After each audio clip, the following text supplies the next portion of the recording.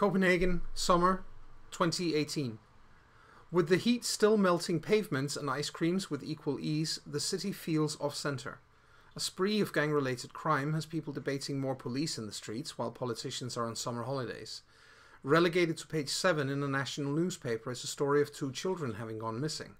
A story that would normally be front-page news has thusly been pushed out of the way in favor of the rantings of a fashionista, a footballer's 4th divorce, and xenophobic ravings, amongst other things. What is wrong with the world? Meanwhile, a nightclub in Amman. Industrial music is pumping out of the loudspeakers at eardrum-shattering levels. In the VIP lounge, a dark, horrible presence is leering at the guests who seem to not care. Drugs and alcohol flow freely. A beautiful woman dressed all in black approaches the lounge and is admitted. Meanwhile, the latest motley in Copenhagen is trying to find information on a gruesome murder, but everything is clearly messed up. Time is playing merry havoc with reality, and a man stands accused for his life. It's up to mere striplings to see justice done, one way or the other. Welcome, ladies and gentlemen, to Copenhagen Dreaming. This is our Changeling the Dreaming campaign, as you probably know by now. We have a somewhat amputated group with us today. Hopefully we will be joined by one more player as we continue through the evening. But until then, we have Rasmus, Chris, and Aya here, and we hope that Emil will join us. Until further ado, though, we do need a recap. So, Chris, could you please? Absolutely. Last time on Copenhagen Dreaming, the motley was, as has been somewhat hinted at in that brief, ominous sort of scene setter by Joan, the motley was summoned to the Winter Court to deal with a serious matter regarding a member of the Summer Court had been accused of committing a murder using cold iron. They basically been responsible for murdering the Squire Julian Lowendal, who I believe is a she of the Winter Court. And obviously this is quite a serious matter because Thomas Winter is a troll, and trolls take their honour very seriously. He claims and swears that he did not do this thing, and obviously that's very important, but the evidence is stacked against him quite spectacularly.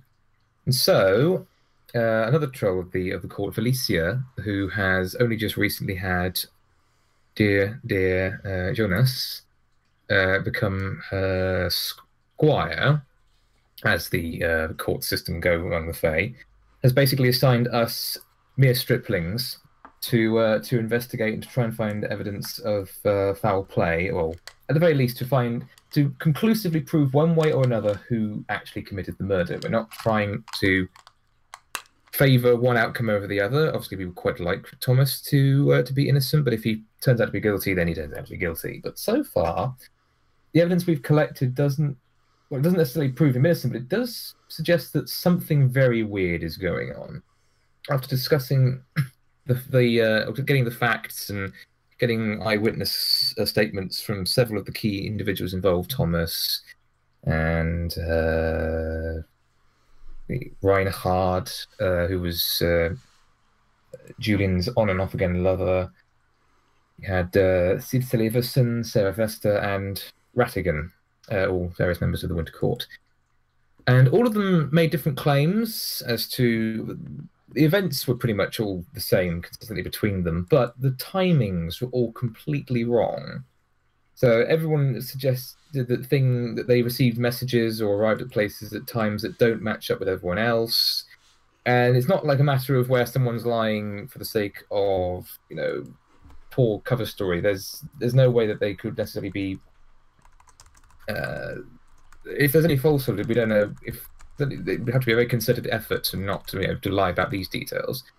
And there's sort of evidence of perception of space being altered as well, because Sitzel, who is a satyr and who tried to make her way directly to a location relevant to the investigation.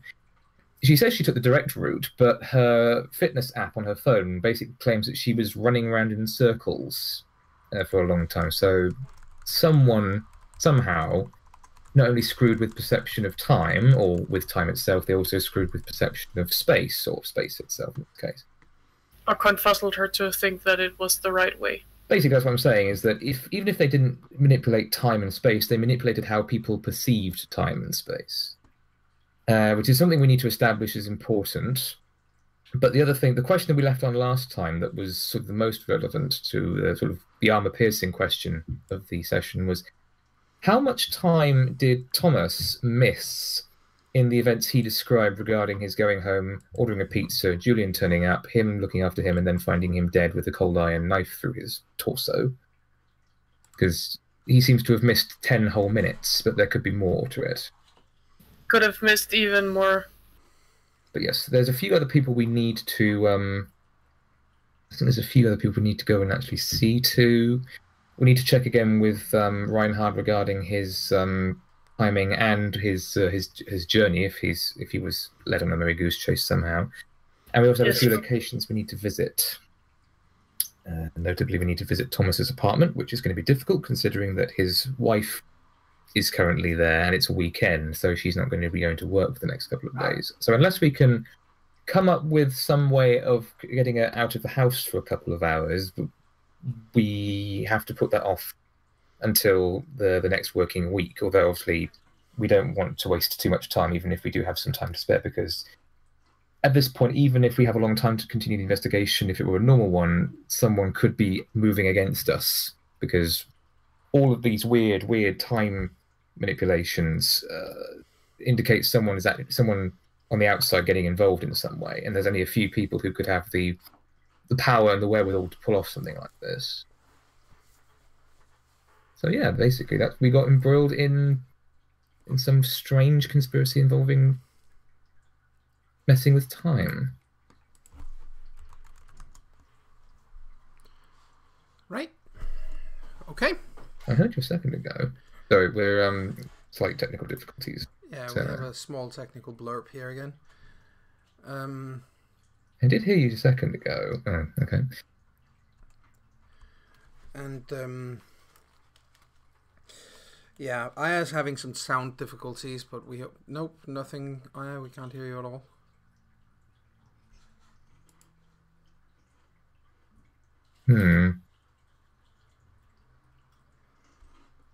I think you may need to restart your computer completely. There's no sound from you at all.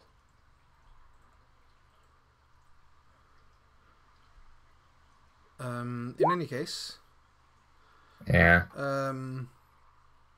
Okay, well that's basically where we left off. Yes, that's where you left off. And so a choice needs to be made as to where we're going to go. And seeing as Jonas is here, and Jonas is a she, well, an Arcadian she, and is therefore automatically the leader in everything we do, because that's how this works. He has final say as to what we do next. Yes, absolutely. Because August is being reticent, and he's already proven that he's not interested in playing politics, so he's not exactly anyone's favourite court. Well, you might say he's not interested in playing politics, but he certainly did last time by suddenly making a very bold speech in front of everyone. Yes. That was as political as you're likely to get. Fair enough. I'm just thinking that interesting move on his part. I'm not sure how it's going to pan out for him or for the rest of us, considering. But no. Well, we'll see. We'll see. So you are still at you're still at Cord. Weren't we at the cafe? Oh, that's true. Yes, you were. I'm sorry. Yes, you were.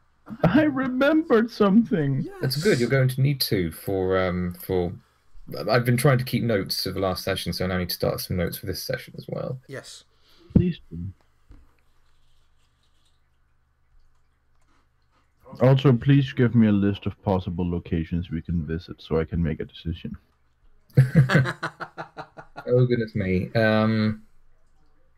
It's quite late, so let me think. There's Cecil's hair salon. Yeah. Thomas's house. There's Thomas's place of work. Because, again, the journey there. and back. He said it was his normal route, but again, time and space manipulation could have occurred there as well. Reinhardt's place, although he's probably gone home by now, and he won't want to get some sleep, so it might be best to wait until the morning to deal with him. What time was it? It's at around 8:30 in the evening now.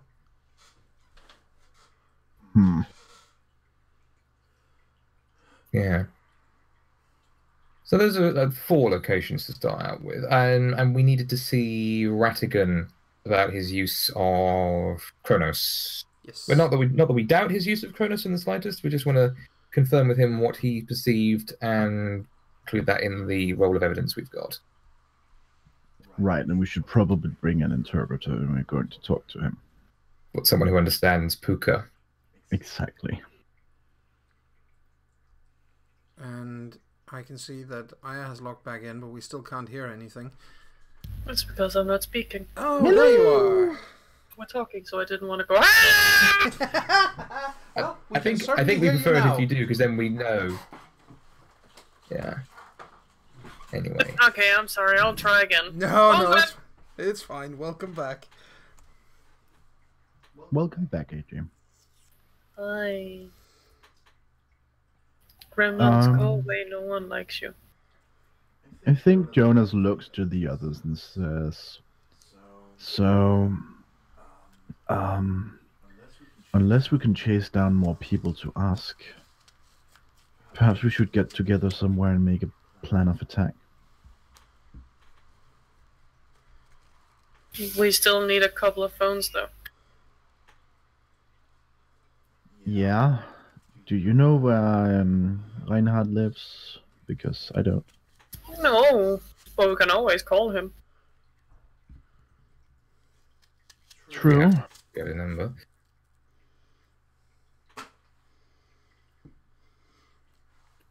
Though we did, he was going to arrange for the funeral or something, so perhaps tomorrow? Yep. I don't think he's done with that tomorrow. No, but we can give him the evening to take care of himself. Yes. Also, weren't we going to speak to someone who might know about... We were going to speak to someone in court regarding something about use of power, but I can't remember. That's out of character, by the way. I can't remember what it was. It was about someone who could... Oh, yes. We were going to see if we could talk to someone about information regarding the Shadow Court. Who was that?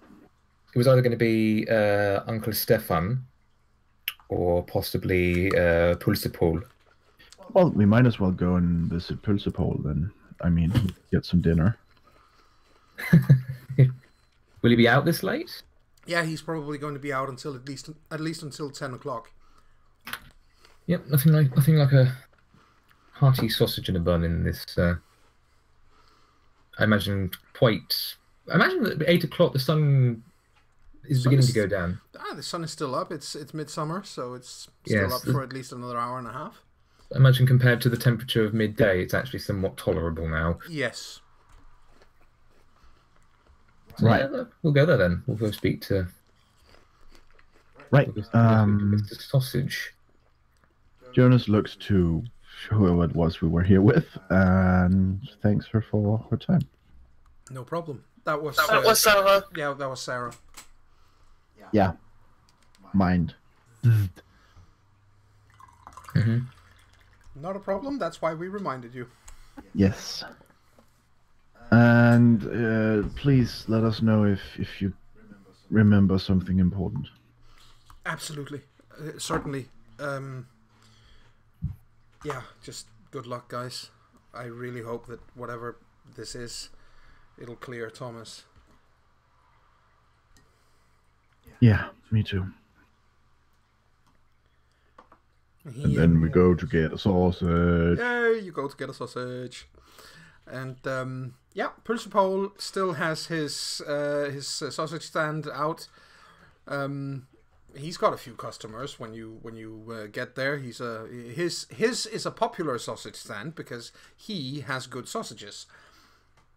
Yes. So he spots you guys and waves. Because Hey. obviously he recognizes all of you. Hello. It was good to see you. Although, everything considered, I guess this is in an official capacity. Well, that and a dinner capacity. Ah. See. Dinner I can do. What would you like?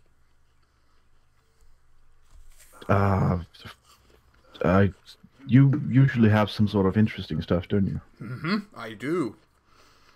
I have I have garlic bread and garlic sausages for French hot dogs.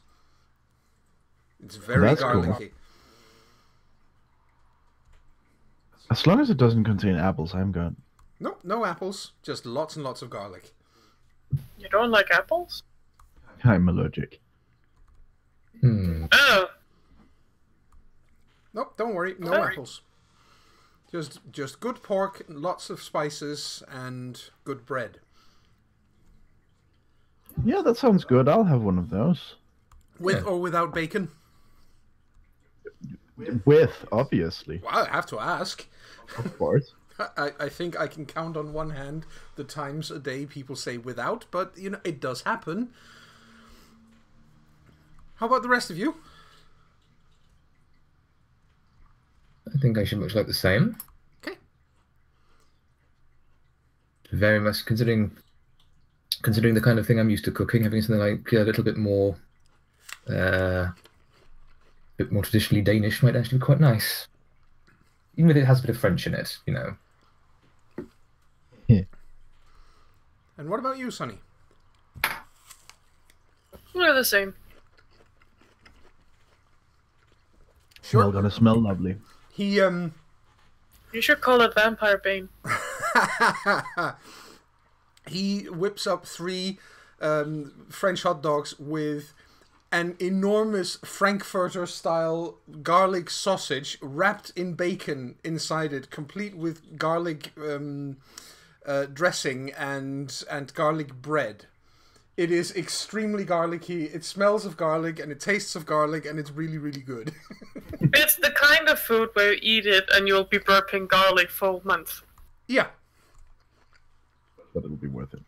Yes. Yes. It On the definitely is. upside, no mosquitoes will ever want to eat us now. No, there is that. No mosquito will want to get anywhere near you. The so you each partake in your garlic bomb, and he he cleans his hands and looks at all of you and says, "So, food is out of the way. What can I help you with?"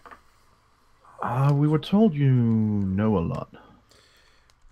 That's true. Specifically, we need to know more about some of the more shadowy individuals. Oh, them. Yes, definitely. Well, obviously, I do know some of them as well. Or not personally, but I know things about them. So, what in particular are you looking for? We're looking for someone with the capacity to either mess with perception of time and space in a vast capacity, or the ability to mess with actual time in a big capacity. Well, there are 2 members of that particular group that I know who dabble with that sort of thing in a serious manner. You're not going to like it. Oh? It's the 2 main trolls. It's the Baron and it's Karen Elisea. They both deal with Kronos in a big way. Yeah, that's not what I would prefer to hear, that's true. But it's useful nonetheless. The Baron is so old that by now it's pretty, I wouldn't say it's common knowledge, but it's very strongly hinted that he is he's using Kronos to prolong his existence, I suppose is the way to put it. So stave of banality. That and old age, and you know, he spends a lot of time inside his freehold, and normally when this is where he's actually doing this, because when you spend a lot of time in a freehold you also go mad, and he manages to somehow condense that time so he doesn't actually go mad, but he gets the full benefit out of it. Why do you go mad from that? Because it's too disconnected from reality. If you we are still part human, and if we disconnect ourselves from that part, we lose grip on sanity.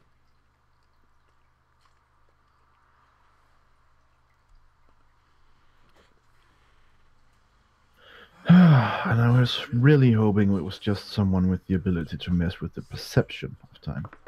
Again, it's only one possibility. Related to that, is it possible that either of them have such a knowledge of Kronos that they could manipulate another person's using it to falsify evidence?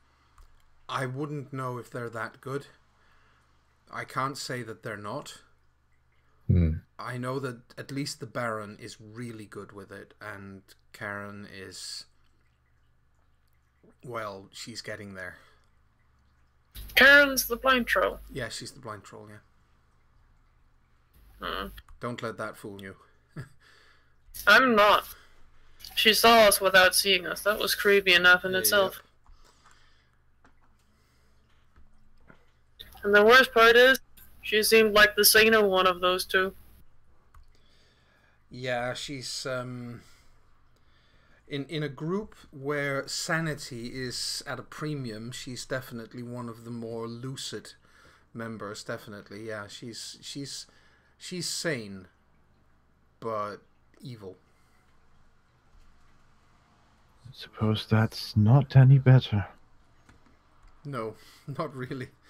I mean, at least with a red cap, you can kind of, even though they're deplorable, horrible, disgusting creatures who hurt and maim people, you also know that in for the most part, it is literally their nature compelling them to do something like that. It doesn't make it any more right, and it doesn't mean that they shouldn't be stopped, but you can at least explain why it happens. Someone like Karen is choosing to do bad things. Well, Red Mist is choosing not to. Yeah, Red Mist is choosing not to do bad things. He's got more... He's the strongest-willed member of his kith I've ever met. He's nice. Yeah, he's actually an okay bloke. Scared the bejeebus out of me first time I saw him, but he's nice. I think he does that to most people. Well, when you've been told your entire childhood, he says in quotation marks, at least young Fey life, that redcaps are trying to eat you, and suddenly one is standing right beside you. Yeah, and the fact that he has this self-deprecating sense of humor, that's, he goes boogity boogity when he meets you the first time. Yeah, he did. It doesn't help. No, it didn't. I almost kicked the man. Poor guy, that would have hurt. You've hoofs. Anyway, yeah. As I said, that would be my guess. You should also know, he says, and this is really serious stuff. You should know that they're still dealing with the lady out there. What do you mean? The dragon. Yeah, what do you mean dealing with her? I don't know what they're up to, but she's definitely allied herself with them completely.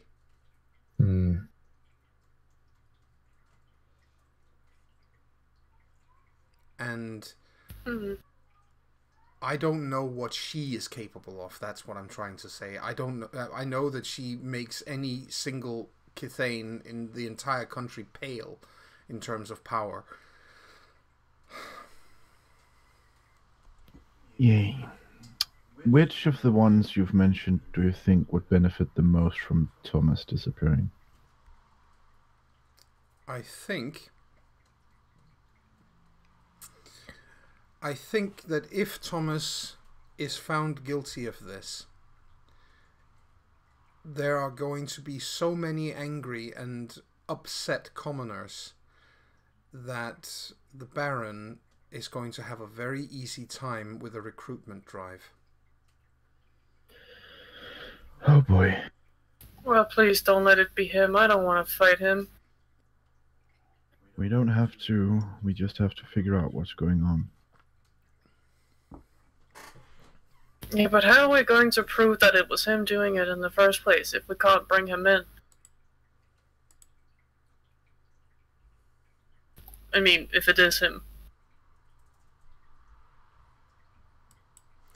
Good question.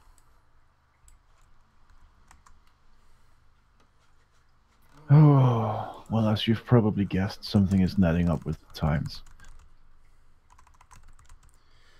Yeah, I can kind of tell. Well, aside from getting, at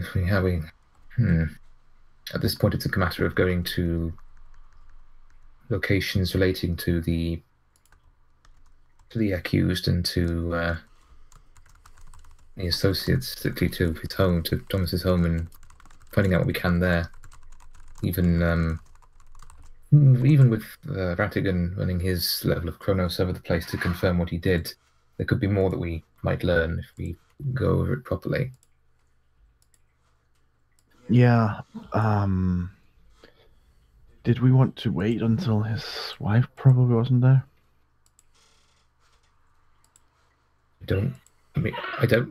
Sorry, background noise there. I don't want to rush into anything, of course. It's never wise to just, charge without considering what we're doing, but I can't shake the feeling that someone might move against us if we take too long, and evidence that we otherwise might find could go missing. Yeah, I have the same feeling.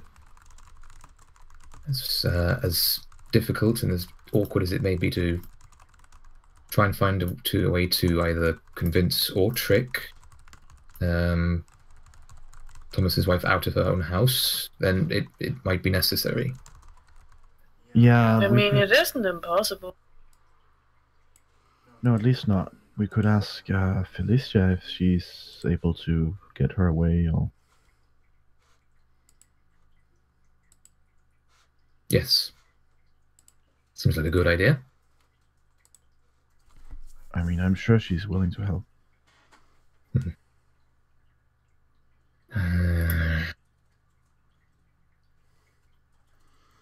Right. Thanks for your help, Paul. No, you're welcome. Anytime.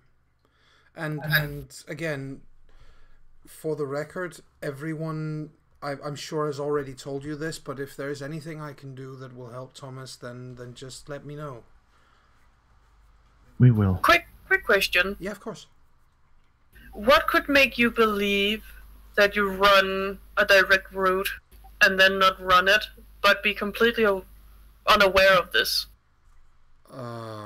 What could confuse you that immensely? I would probably say that there are other supernatural beings in Copenhagen who could do that quite easily. People who can, mess with your mind. So, because I don't think that is time. She believes that it's time. It's weird. What kind of supernatural could do that?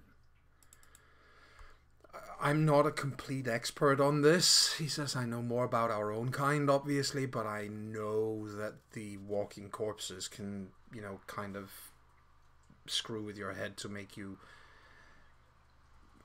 forget things or hypnotize you into doing strange things that you wouldn't normally do, and, that sort of thing. And I'm pretty sure that the mages could do something similar, but I know even less of them. They're not very fond of us, are they? Not particular. Well, the mages are super fond of us because they would really like to get a hold of all of our freeholds and slurp them dry.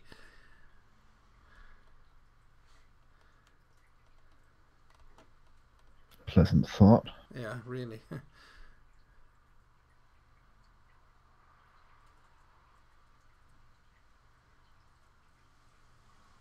A theory forms in my head. But, Yeah?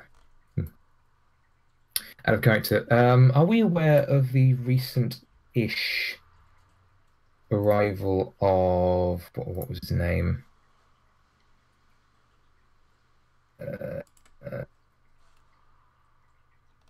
René Dupoint, the Assamite vampire.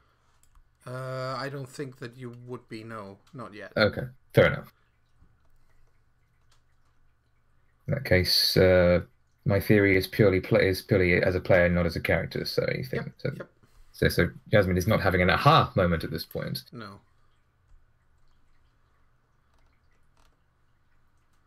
Right, we need to talk to Radigan to hear his version of the story and to ask more questions about Cronus.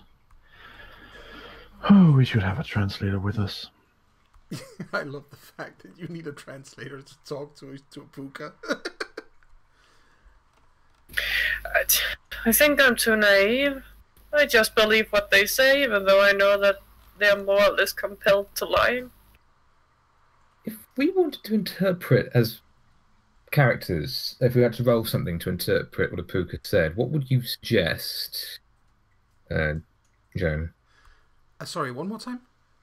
I mean, Jasmine has some understanding of Fae goings on through things like, is it Grimea? Is that related to? Yes, that's Grimea. Yeah, that's what's got. That's knowledge of Fae things, so to say, and yeah.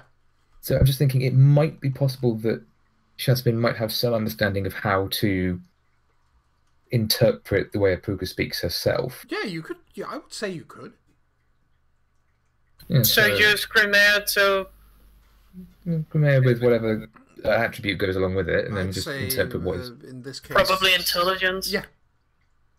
Intelligence and that's 7 dice. Untangle. Oh, you'd be able to understand him just fine. Yeah, so there you go. Jasmine basically puts her hand up and says, I could give it a go. Well, it's not because Sonny doesn't have anything in Grimea. He's just too fucking naive. That's fine. He has 2 dots in Grimea.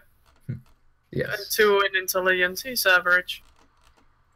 This is what I built Jasmine towards being, sort of, being able to interact with the Feywild and being kind of a law keeper for the group. So this is a good start on that. The ability to actually... Mommy, you do it. Yes, Team Mum to the rescue. What would you do without me? Sit in a corner and cry. I'll see if I can call Felicia, and I guess I'll ask, unless you know where we could typically find Ratigan. He says, looking at Paul. Ratigan is, at this time of day, is probably at home. Where would that be? I think he gives you an address.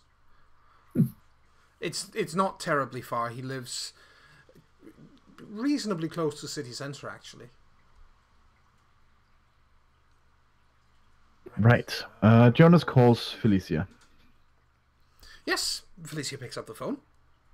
Hey, Felicia. Hello. We are going to need you to distract Thomas's wife so we can go through the apartment. Or someone else who can do that. Right. Right now? When would be most convenient for you? I think if I get a hold of her tomorrow morning, we could, I know it's Sunday, but I know her, she's a friend. We could go for a cup of coffee or something. Yeah. Then let us know when and when. I'll send you a message as soon as we've agreed. Okay? Yeah, thanks. No problem. All right, let's go give Ratigan a visit.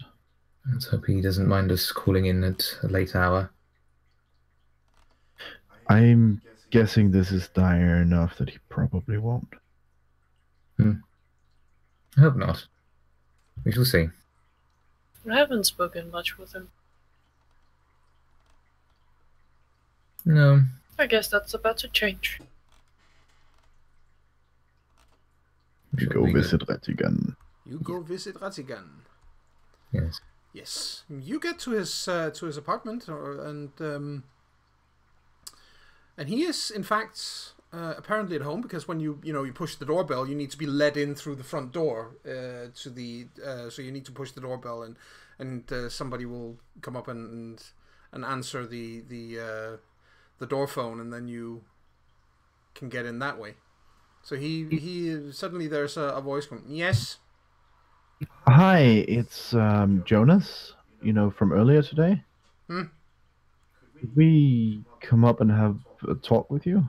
No. Bzzzt. You can get in. Thank you. We enter. Yes. So you get up to his flat, and he's left the door slightly ajar, so you can just go in. I think we do. There he is, wearing a what's it called? Slippers and comfortable waistcoats, and he's got a teacup in one hand as you enter. He looks at all of you with this slightly. On one hand, he's kind of interested in why the hell you're there. On the other hand, he can probably guess, and mostly he's just a little. He's a little confused because he's famously not someone who gets a lot of visitors. This is a perfect opportunity for us to... He's the opposite of Vigo. Yeah. Yes.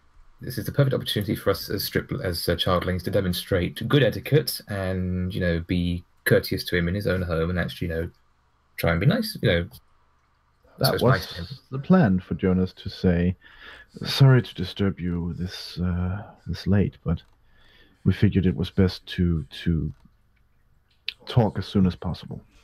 Yes, it clearly is. He says, and looks left to right.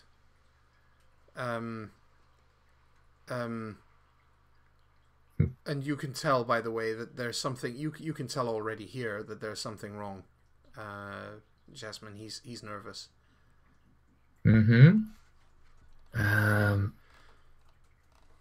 Our sincerest apologies, Sir Rattigan. Have we caught you at a bad time? No. Now is a fine time. No problem. I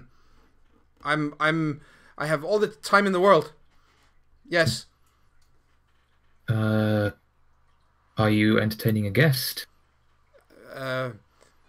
Yes, obviously. I mean, right over there, he says, and points to an empty to an empty couch.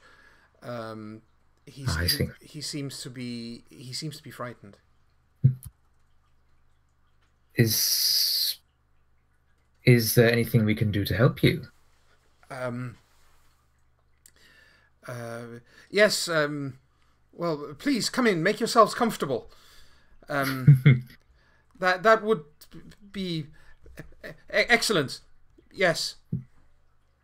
He looks really like he would quite probably prefer to be just about anywhere else in the world right now, except right here with you guys. Actually, if you'd prefer, we can go walk and talk. It's nice no, that would be an awful idea. He says and puts on his shoes. I mean, the weather's so nice. He puts on his shoes and takes a jacket and puts down his teacup and looks like he's just ready to go somewhere else. Yes, now. Okay. Jonas gestures for you. Please lead the way. He does. And when you get outside and you're no longer in the apartment building, you can tell that he relaxes noticeably. Ah, right, he says. Right. He looks at all of you and says, I'm guessing that you're here because of, well, I'm guessing you're here because of the lady. That's right. Yes. I guessed. She's very dangerous. Very. You have to understand, he says. I'm not a brave man. I can't stand against the lady. He begins to, to walk, like you said, walk and talk. Okay. Interesting, because, what is he actually trying to say, or is this him? Because the point was that people cannot actually physically tell the truth, can they? If they spend willpower, they or can they? I don't know. If they spend willpower, they can. Right. In that case, he might be spending willpower. Yeah, that's the difficult bit. We don't know when he is. Exactly. No, but the point is that his specifically mentioning the lady is quite interesting, and considering that he's continuing this tangent rather than focusing on what we expect him to focus on, which is, details of the murder, suggests that this is something he actually wants to talk about. But even if it isn't, I'm taking notes on it, so we can... So, what do you know about the lady? I know that, well, she's in Copenhagen right now, and she's here because she has ancient business to take care of.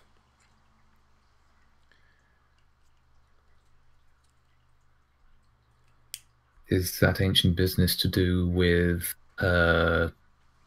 feud with the Duke Hardenberg? I don't think so. I don't think it is. Means it probably is. I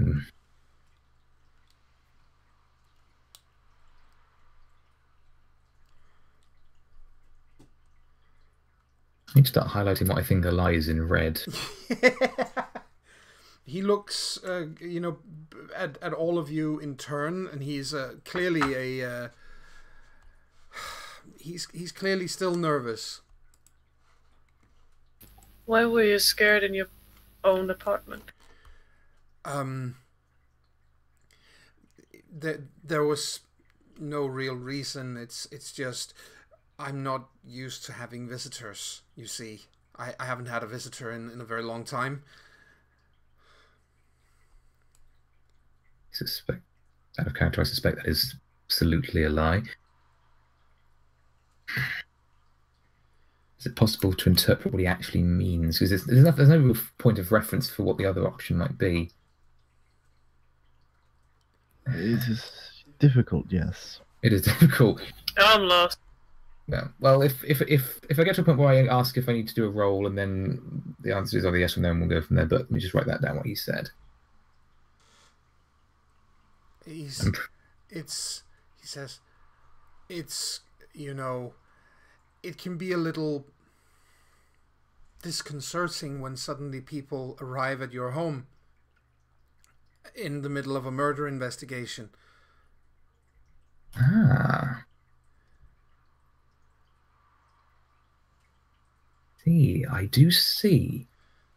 That is, and I'm not the most people.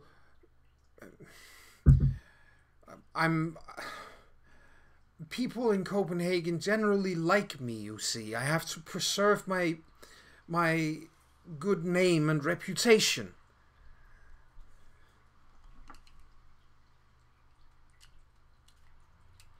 Pukas are seriously messing with my head. Go away.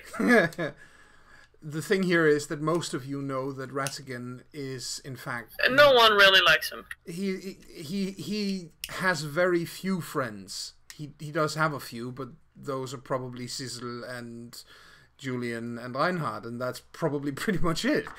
And the one who actually manages to make him smile, I've forgotten who that is. Yeah. And they, so he is in general, he is not a very well liked person, and he's quite miserable much of the time. Right now, he doesn't come across as miserable. He comes across as someone who's got a crosshair on his forehead. Yeah, I got that much. Yeah, he talked about not being a brave person. Exactly. Yeah, so basically... Is there anywhere you'd feel safer? I think that, well, my home is probably the safest place I could possibly be, but on the other hand, you never know in these uncertain times. I mean, people are talking about more police in the streets and, home crime and invasions and so on. Yes. I'm sure that I'm sure I will be fine, he says, and looks like he most certainly doesn't think he's going to be fine. So you wouldn't, for example, find it safer in one of courts or in a place of guaranteed neutrality? Oh no, not a neutral place. That would be too much fuss, too much hassle. Definitely, he looks very, very hopeful. It does seem that way. Nevertheless, I think we should go somewhere. We should take him with a because everything. It's out of character. It's obviously gone 8. We can't use the zoo, but there was somewhere else, wasn't there? Or can we get into the zoo via no, the special zoo means? the zoo would be closed by the time you get there for certain. But there is another safe place. That is the Round Tower and the Church of the Trinity.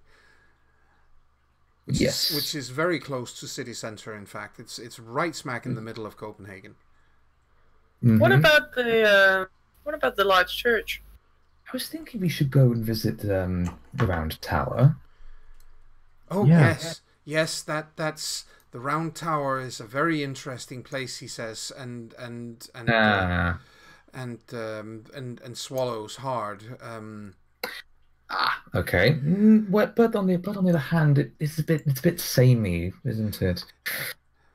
It's I mean it's a place where everybody obviously respects the holy ground, sacred ground. Everybody, nobody would dream of breaking the rules. What is it with churches being sacred ground that nobody's meant to fight on, and then they always end up with someone breaking those rules, and it's probably going to be the religious nutcases every time. Well, we don't know that it's of the religious nutcases this time around, but okay, so that's the only other safe location then that we know of isn't safe, and the one place we could otherwise take him isn't open. It's a shame because we're missing the one person who's really good at larceny who could break us into the zoo. What are you talking about? Are you good at larceny? I can paint the door. That's true. Actually, good point. If it fails, I also have larceny, but So Jasmine says, it's too bad we don't have anyone who can break the law. Hey! I think Jasmine's gotten her Puka dialect on too strong. Right. Let me say. Okay, so what she says. I know it's rather unconventional hours, but I would perhaps consider a visit to the zoo. Oh, I was at the zoo yesterday. That would be no. He says and starts heading towards the nearest train station to get there. Yes, let's follow him.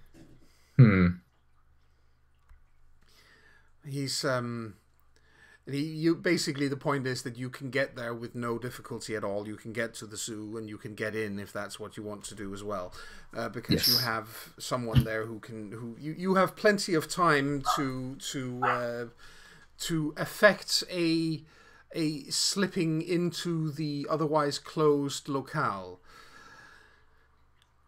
Yes.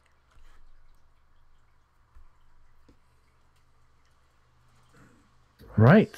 It's been a while since we were in the zoo. He looks like a weight has been taken off his shoulders by being here. Yes, that's good.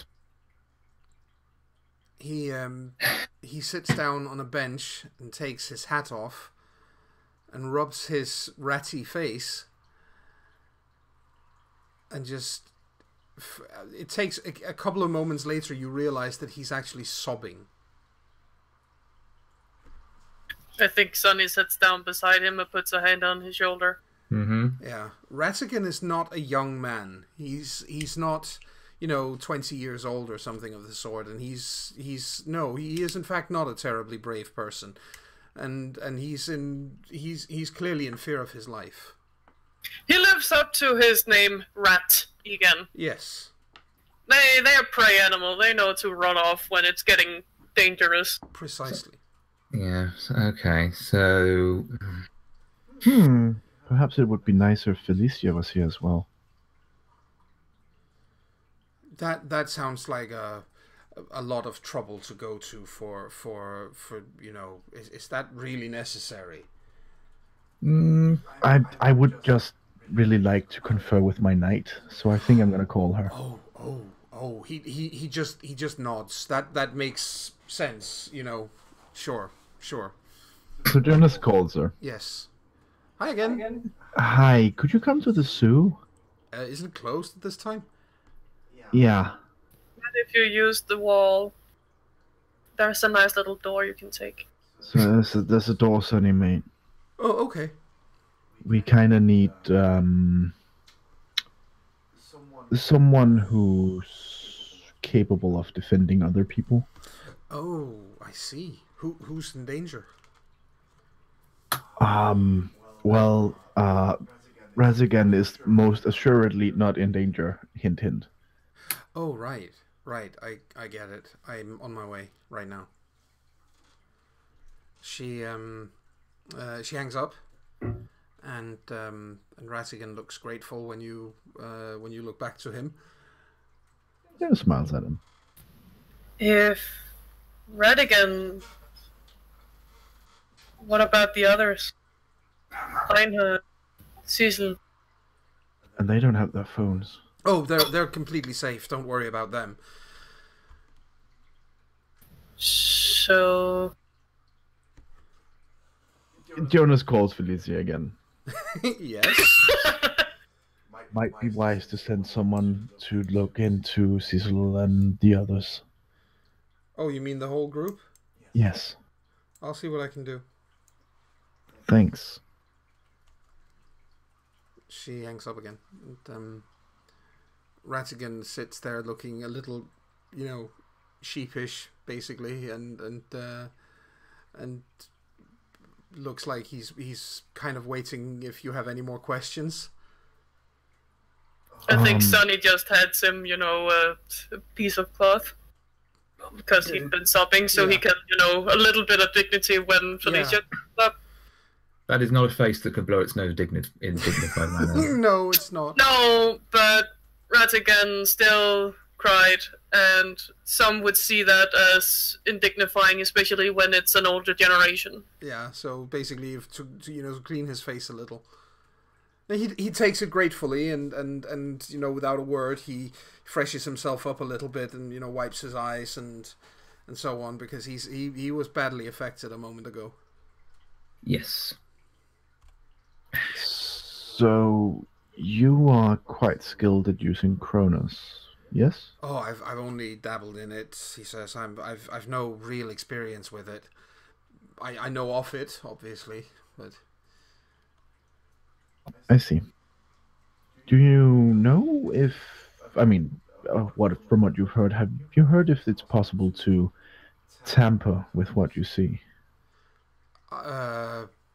Believe so, yes. He says, I believe it is. Because we have someone who's very skilled in Kronos might be involved in all of this. Oh. Someone the level of the Baron. No, he says, and looks desperate. No, not the Baron. Not him. The lady? Yes.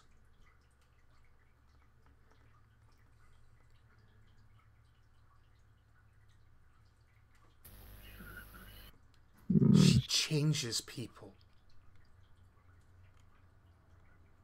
How so? She makes them what she wants them to be. Like making Cecil think she's running straight Oh, to the apartment. that is a simple thing for her. He says you can see he's focusing. He's using all the willpower. Yeah. That is simple for her to do. She can change people, make them different. Have you experienced that? He looks like he's, you can see little bullets of sweat on his forehead, and he shakes his head. No, not me personally. Who? I've heard rumors that the reason Sandra left was because the lady got to her.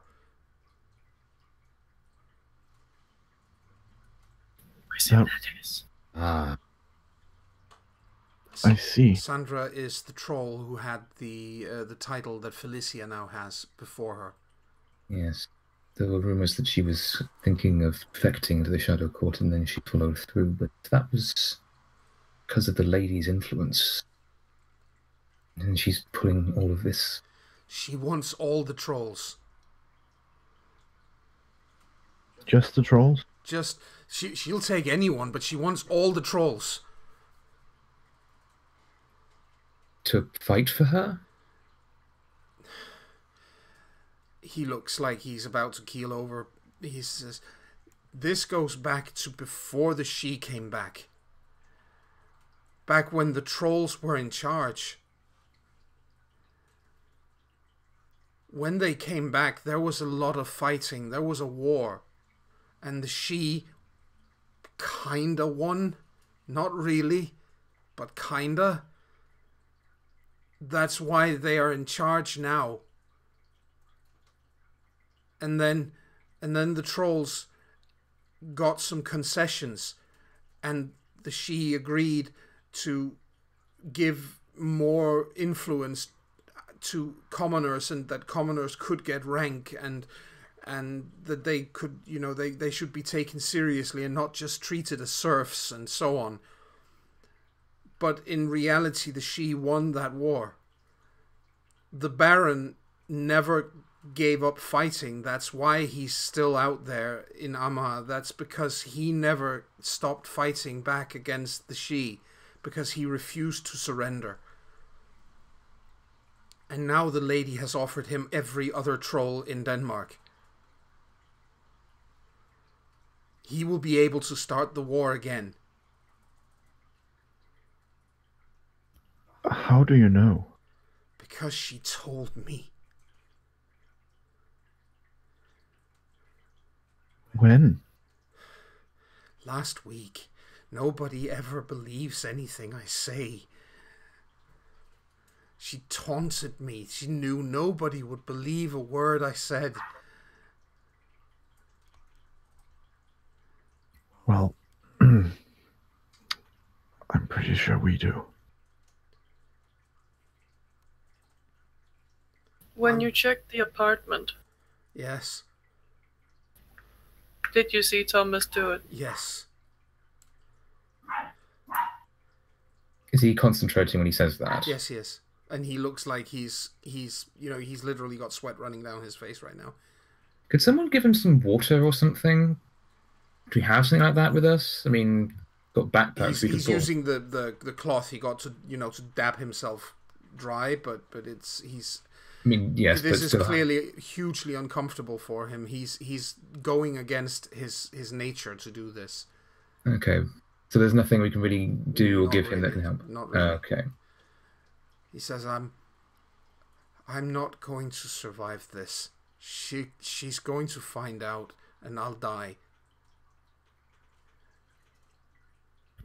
We can see if we can have the Duke protect you. That might be enough, yes. Maybe. He says and looks hopeful.